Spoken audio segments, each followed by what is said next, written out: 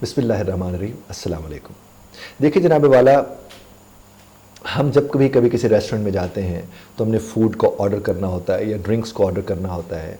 तो आज हम इसी के ऊपर बात करेंगे कि हम फ़ूड ऑर्डर कैसे करते हैं, जो ड्रिंक्स को हम ऑर्डर कैसे करते हैं। होस्ट का एक रोल हमारा होता है, वेटर का एक रोल होता है, फिर हमारा एक रोल होता है। तो आज हम इसको स्टेप बाय स्टेप समझने की कोशिश करेंगे। तो स्टेप 1 क्या है? Greeting and seating.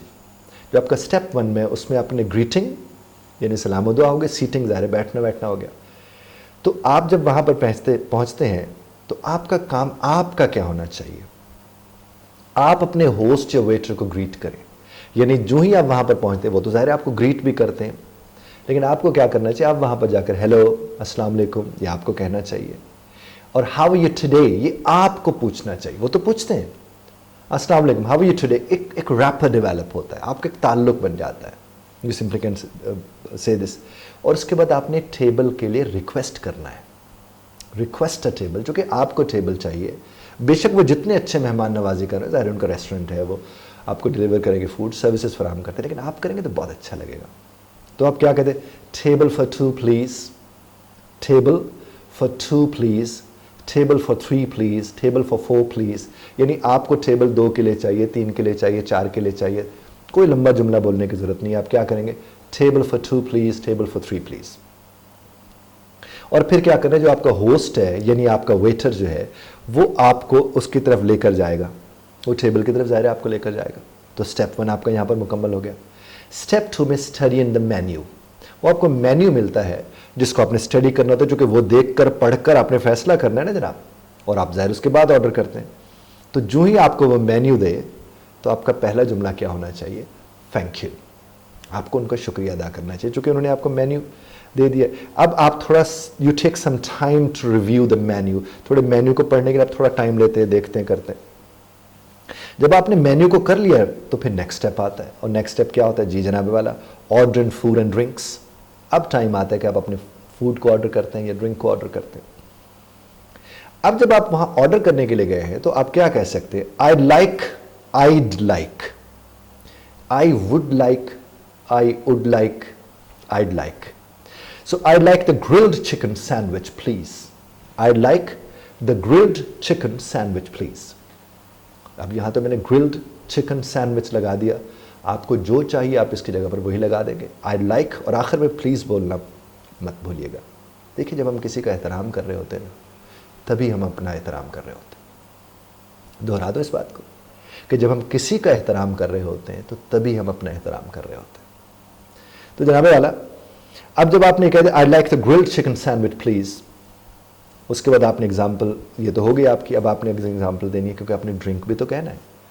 तो आप I have a glass of iced T, आप कह सकते हैं। I have a glass of plain water, मुझे सादा पानी चाहिए होगा, प्लीज़ आखिर में ज़रूर लगाना है। अब ये है कि जो ही आपने ये बात कर दी, अब मिसाल के तौर पर ऐसा भी तो हो सकता है कि मेन्यू के अंदर कुछ चीज़ें ऐसी लिखी हुई हों जिसके मुतालिक आप कुछ पूछना चाहते हैं उनसे। तो अगला स्टेप ये हो सकता है। ये तो आपको जो समझ आ गया आपने बोल दिया। कुछ चीज़ें जो आप उनसे पूछते हैं नॉर्मली, तो उसमें जनाब आप क्या करेंगे? Could you tell me about the soup of the day? मतलब सूप था, आपने कहा सूप ऑफ द डे, या ऐसा कुछ मक्स। कुछ लोग जब यार कोई डील वील चल रही है आपकी, कोई डील का तो मुझे बता दो, वो भी आप कह सकते हैं। यहाँ पर could you tell me about the deal of the day और the soup of the day बता सकते हैं। समटाइम ये होता है एक्सक्यूज मी, कि कुछ स्पेशल रिक्वेस्ट हमें करनी पड़ती हैं, जैसे कस्टमाइजेशन, यानी कि आप इसमें ये ऐड कर सकते हैं या इसमें थोड़ा सा ये डाल देंगे वगैरह वगैरह। ऐसी सूरत में आप कहते हैं can I have the salad without onions please, can I have the salad without onions please. यानी कि आप मुझे सैलड आप वो वाली दे सकते हैं जिसके अंदर प्याज ना हो, प्लीज़, ये कह सकते हैं। अब नेक्स्ट स्टेप, आपका जो चौथा स्टेप है वो आता है कन्फर्मिंग द ऑर्डर। कन्फर्म करते हैं आप ऑर्डर को। अब जिस घड़ी आप उसको ऑर्डर को कंफर्म करते हैं, वो ज़ाहिर है आप उस ऑर्डर को रिपीट किया जाता है। नॉर्मली हमारे यहाँ तो रेस्टोरेंट में जो आपका वेटर होता है वो उसको रिपीट करता है, लेकिन फिर भी आपने so that's a grilled chicken sandwich and a glass of ice tea और व्हाट्सएवर। वेटर कहते हैं यस दैट्स करेक्ट, वेटर कहते हैं यस दैट्स करेक्ट, हाँ ये जो आपने बात की है ठीक है। और अगर वेटर ने फॉर कंफर्मेशन, वेटर ने ये बोला है और कि आपसे उसने पूछा कि आपने यही ऑर्डर किया था, तो आप उसे क्या कह सकते हैं? Yes that's correct. तो दोनों सूरतों में इस्तेमाल हो सकता है। उसके बाद जनाब ये है कि हो सकता है कि आपको कोई एडिशनल रिक्वेस्ट करनी पड़े, इसके अलावा भी आपको कुछ चाहिए। तो आप क्या करते हैं जनाब वाला, जब एडिशनल रिक्वेस्ट के बाद could you also get a side of fries with that, could I also get a side of, side होता है एक्स्ट्रा कोई हर चीज़, तो आप कहते हैं could I also get a side of fries with that, क्या इसके साथ मुझे वो थोड़े फ्राइज मिल जाएंगे, आप कह सकते हैं उनसे। इसी तरह से बाजू का ये भी होता है कि आपको कुछ चीज़ों से एलर्जी होती है और आप उसके मुतालिक बताना चाहते हैं उसको कि ये वाली चीज़ इसमें मत डालना, या कहीं ये वाली चीज़ इसके अंदर तो नहीं है चूँकि मुझे इससे एलर्जी होती है। तो आपने मिसाल के तौर पर बोला कि are there nuts in the salad dressing, I had a nut allergy, मुझे नट एलर्जी है। Are there nuts in the salad dressing, वो जो सैलड की ड्रेसिंग है कहीं उसमें नट्स तो नहीं डालते आप, चूँकि मुझे उससे एलर्जी है। चूँकि ये तो आपने बताने, उन्होंने तो बना के रखा हुआ है और ये आप ही को बताना होता है। उसके बाद जनाब वाला आखिरी, बिल्कुल आखिरी आपका जो है वो क्या, आप फाइनलाइज कर रहे हैं ऑर्डर को, क्योंकि ऑर्डर को आपने फाइनलाइज तो करना है, नॉट लास्ट बट आपने करना है। आपने I think we are ready to order now, I think we are ready to order now, thank you for assistance. अब आपने कह दिया एक दफ़ा कि हम अब ऑर्डर देने के लिए पूरा तैयार हैं, फाइनलाइज कर रहे हैं ऑर्डर को, यानी अब यही हमारा ऑर्डर होगा। और उसके बाद आपने क्या कहा, thank you for your assistance, यानी जिस वेटर ने आपको असिस्ट किया है साहब उसका शुक्रिया भी तो अदा कीजिए। आप कहिए thank you for your assistance, और जिस घड़ी आपने उसको असिस्टेंस का शुक्रिया अदा कर लिया तो जनाबे वाला अब क्या होगा, वेटिंग फॉर योर ऑर्डर। यकीनन नेक्स्ट स्टेप आपका 7th स्टेप, इसमें आप क्या करें, अपने ऑर्डर का वेट कर रहे हैं आप। तो ऑर्डर का वेट कैसे करना है, पेशेंटली करना है, ड्रिंक्स का जो भी आपने दिया हुआ है। और जब आप ऑर्डर आपको रिसीव हो, है जी, जब आपको ऑर्डर रिसीव होता है तो हो सकता है कि वो ऑर्डर रिसीव आपको और आप अपने दोस्तों को कहें जनाब ये रहा वो आपको जो चाहिए था, तो हेज आप बोलेंगे hedge your grilled chicken sandwich and ice tea whatsoever it was, वो आपने कह दिया उसको।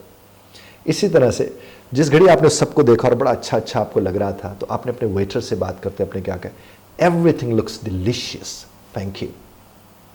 आपने उसका शुक्रिया अदा किया और उससे कहा सब कुछ लग रहा है बड़ा लजीज होगा, बड़ा शानदार होगा। और जो ही आपने ये खावा लिया, आप इंजॉय कर रहे हैं उसको, चूँकि आपने मील को इंजॉय किया, उसके बाद जनाब अब आपने बिल मांगना है उससे और पे करना है।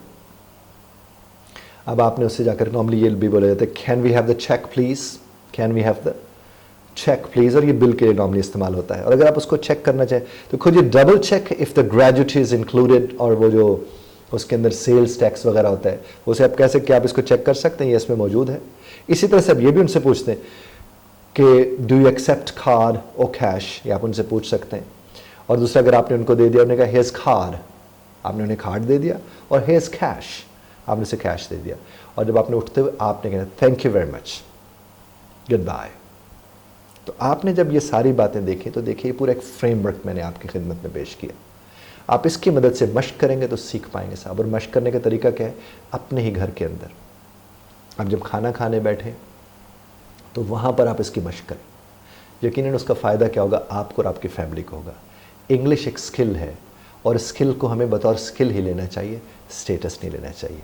बहुत शुक्रिया ध्यान से सुनने का, उम्मीद है मेरी बात आप तक पहुँची होगी। इख्तिलाफ़ राय का हक़ आप महफूज रखते हैं, बज़रत तर्ज़ इख्तिलाफ़ राय का ख्याल रखिएगा।